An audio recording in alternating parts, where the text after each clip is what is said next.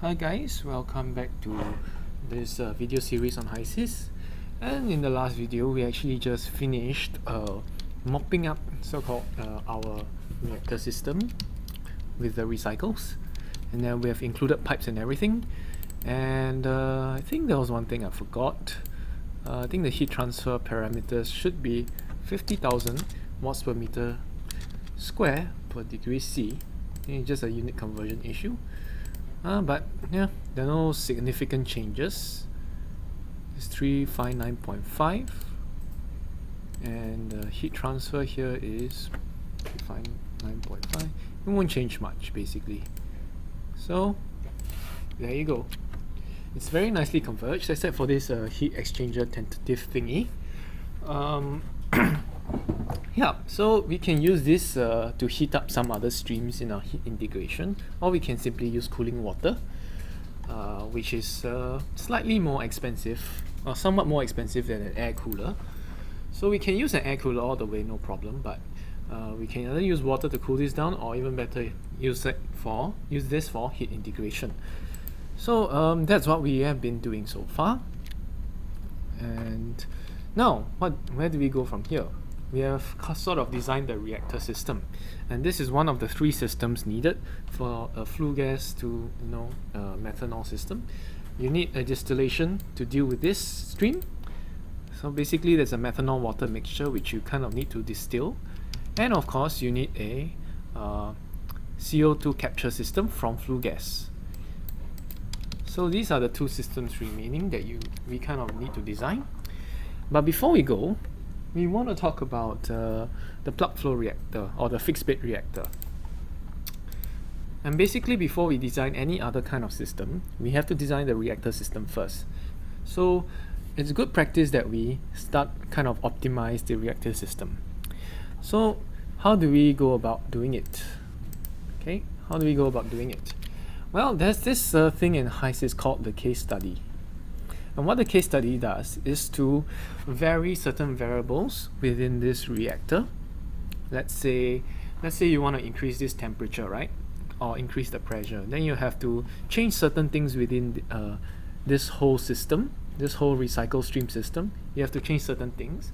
And from experience, from what we have last seen in our videos, if we try and change certain parameters within this recycle stream, yeah, not only do we have to test over a wide range of variables, we need to test for temperature, pressure, the residence time, the reactor volume, the number of tubes, etc., to kind of optimize either for single pass conversion or cost or high pressure steam generation, stuff like that.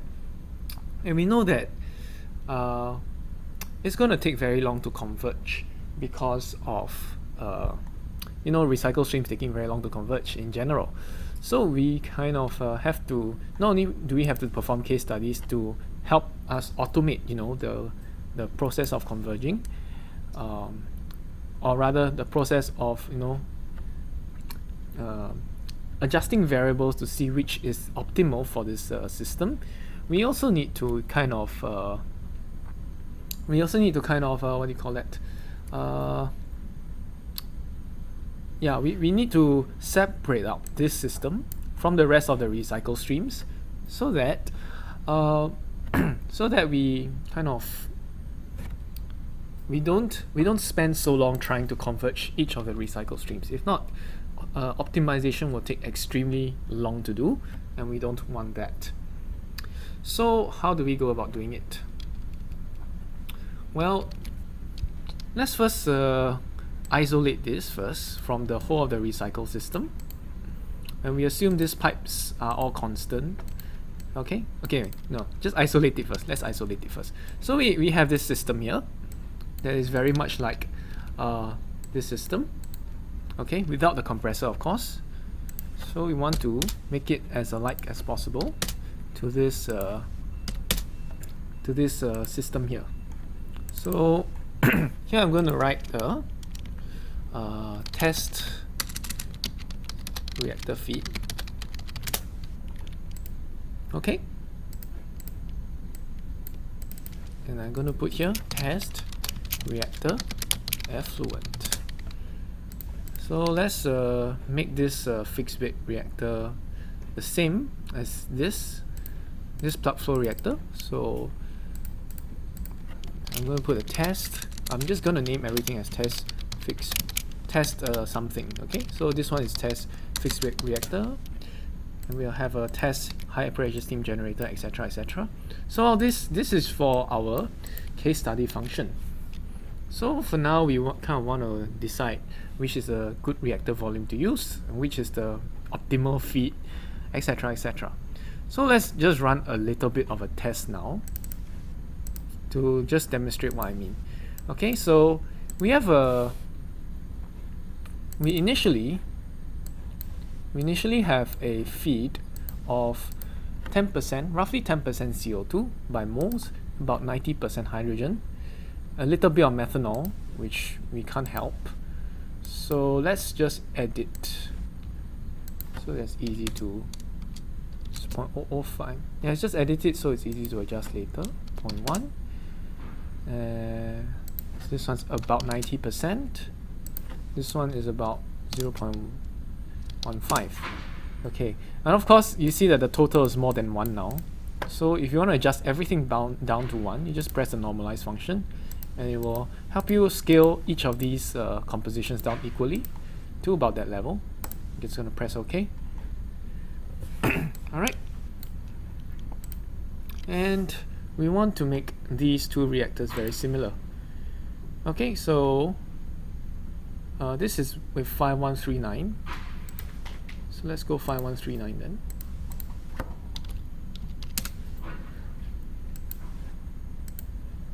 And we got to change this to, yep, we got to change everything to be roughly the same. So the connections tab is about the same. Parameters using Agon's equation and the formula thingy. And yep, we look at the formulas, it's slightly different. So we want to use 359.5, 253, all the rest are quite similar. User variables and nodes, there's nothing there. So let's go to reactions. Reactions, there's nothing. Okay. Here's nothing too different, except of course the conversion percent here is higher for this fixed bed reactor. So that's pretty good. So we have 100 meter cube, excuse me, 100 meter cube, 1.4 K or 1400 number of tubes. The rest is quite similar. And you can see that the inlet pressure should be 80. Okay, and this is 250.4. And of course, I think the number of steps should be about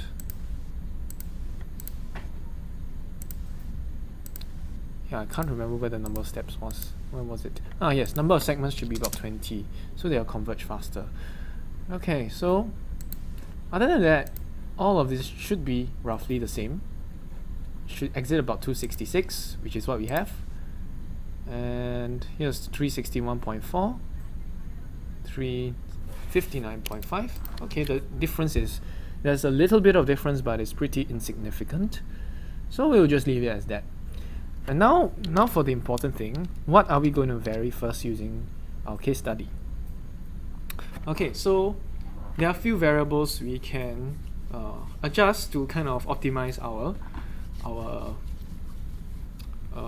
single pass conversion of this reactor, and that is the primary thing we want to optimize for this reactor system. And why is a high single pass conversion good? Well, if you have a high single pass conversion, more methanol will be generated and less CO2 and hydrogen will remain. And if that happens, then okay, more of the effluent will be liquid, and more of the effluent will be condensed in this knockout drum. More methanol will be produced, in a sense. Okay, on the whole it's the same because the mass balance doesn't change. But a higher single pass conversion means that your recycle stream will be a lot smaller because more of your gases are consumed. And if your recycle stream is smaller, then your feed to your reactor is also smaller. But yeah, it will keep iterating and converging to a steady state. Yeah, but the idea is that there will be less gases in the recycle stream, and if there are less gases in the less if the molar flow of the reactants in the recycle stream is smaller, then it's good news, because this compressor will have to work less hard to compress this amount of gas. Let's say now it's 5139 kg per hour. Now if you have a high single pass conversion, that molar flow will start to drop, and when it drops, this compressor will still compress it to about 80 kilopascals, but since there's less throughput to this compressor, that means to say less molar flow through this compressor, the compressor will have to work less hard and use less energy to compress less gas to the same pressure. Okay, so this compressor doesn't have to work as hard, therefore this compressor will be cheaper to buy. And so that's the idea behind a higher single pass conversion and why it is good. And of course, a higher single pass conversion means you kind of generate more steam per pass, because of the increased amount of methanol produced. And of course, there's a trade-off. The trade-off being that you will need a bigger air cooler and more electricity or more energy. It will be needed to cool the effluent down. Why? Because there is more methanol and water to condense. Therefore, your coolers will have to work harder. So on the whole, there is this kind of a trade-off where a higher single pass conversion means you need a bigger air cooler but a smaller compressor over here. And these are the things you kind of need to balance out using some optimization. But for now, just for the sake of demonstration of what this case study is about, we just want to optimize the single pass conversion and hopefully generate more high pressure steam. So how do we do it? Well, we go to this case study. Okay, so you go to the top in the home tab, you go to case studies, which is over here, just in the middle, press it, and we will need to, you'll come to this blank page and you'll need to add a new case study. So you just click add a case study, and you'll have again this blank page, and then you probably ask, what are you supposed to do? Well, we take a look at this test reactor feed, and that's what we'll need to adjust.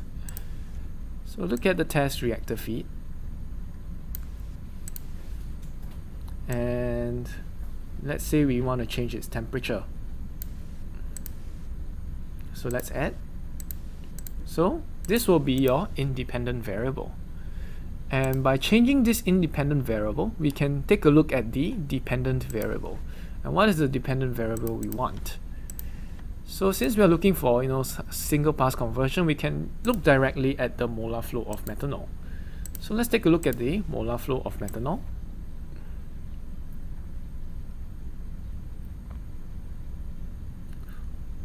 So where's the, alright, sorry.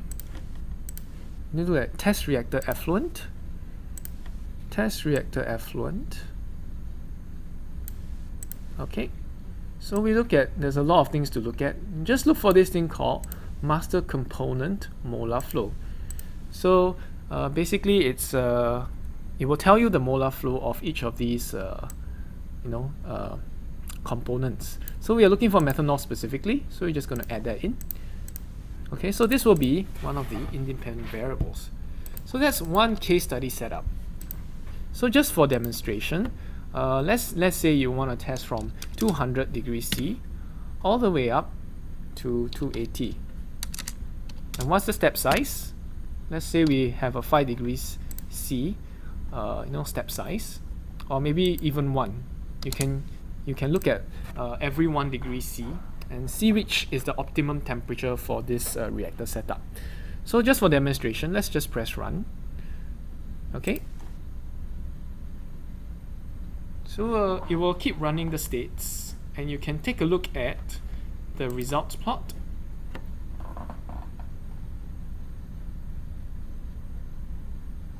And you can see at a lower temperature we will have a higher single pass conversion.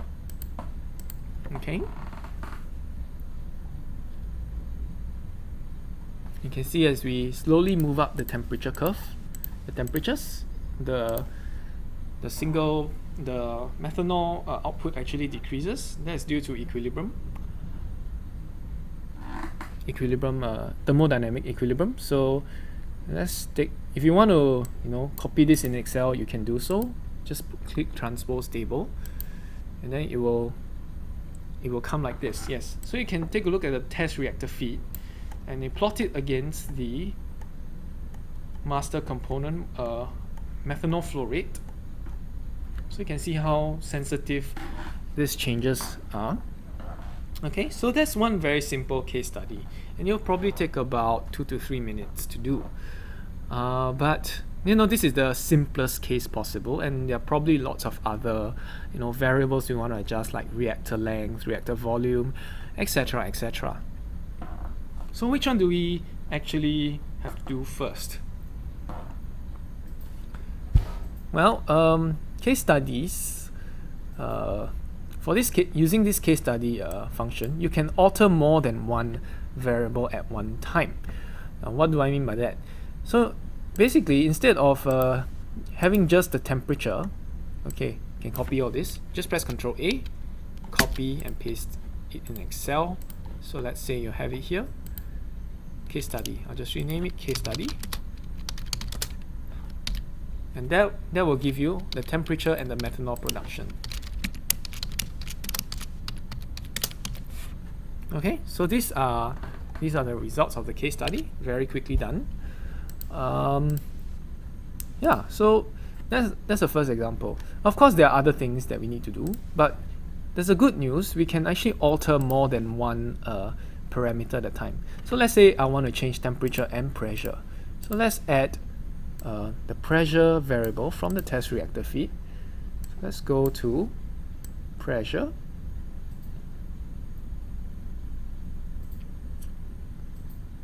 And let's add.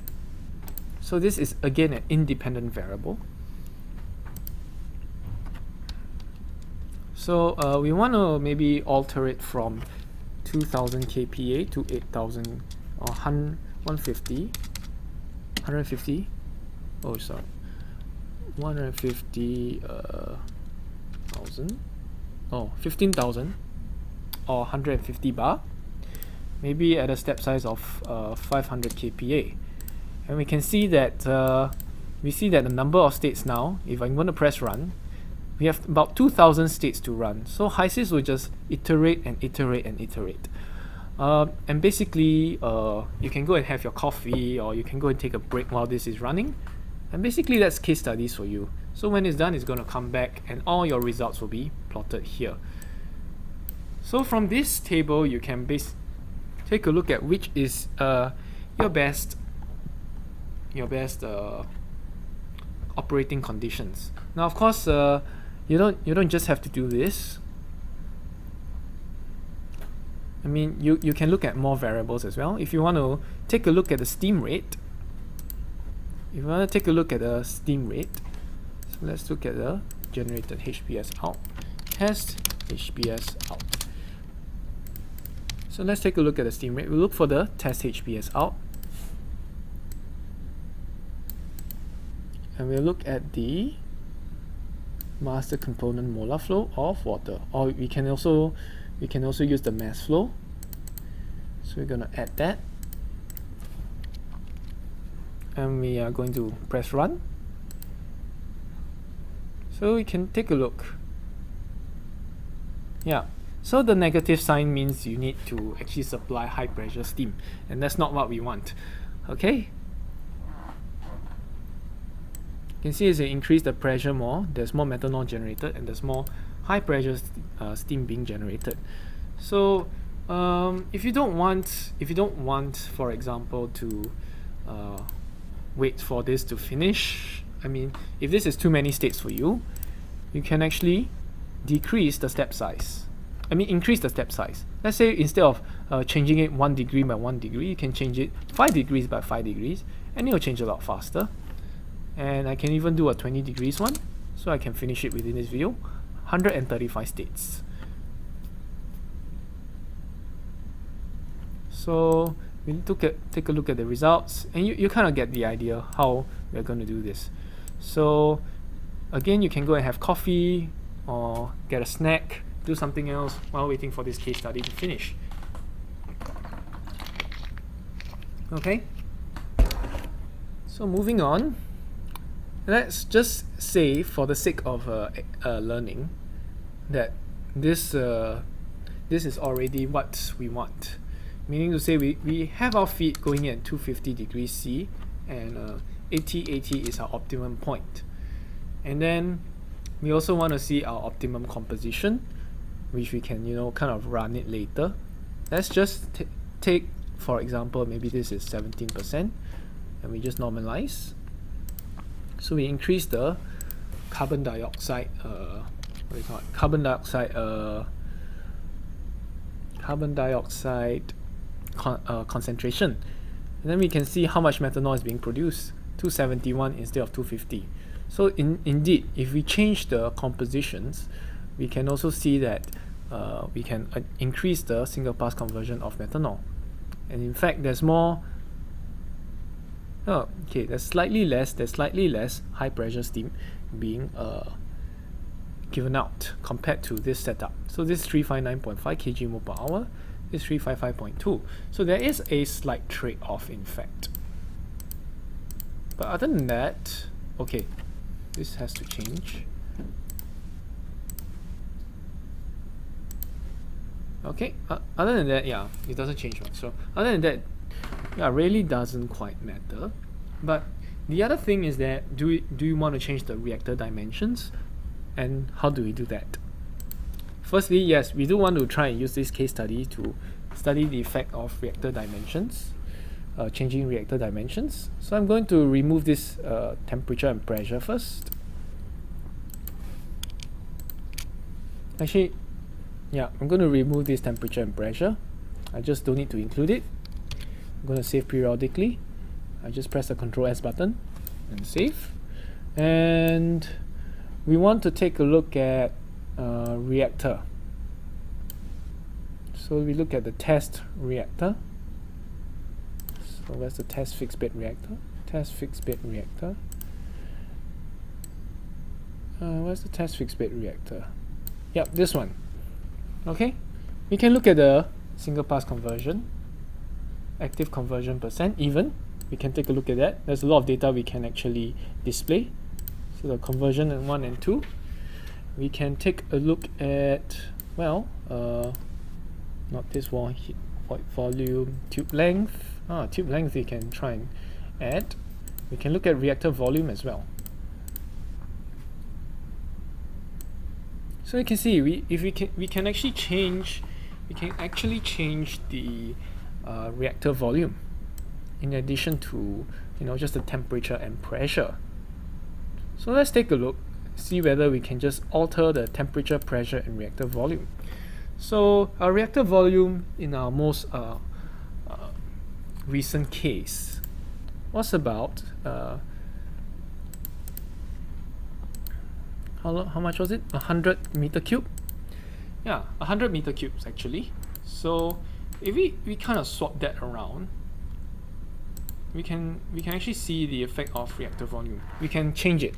So let's just use a low bound, maybe 30 meter cube, high bound of 200 meter cube, and we use a step size of let's say 10 meter cubes, and the pressure we adjust it from 2000 to 100,000 or 10,000, and step size of 10 bar.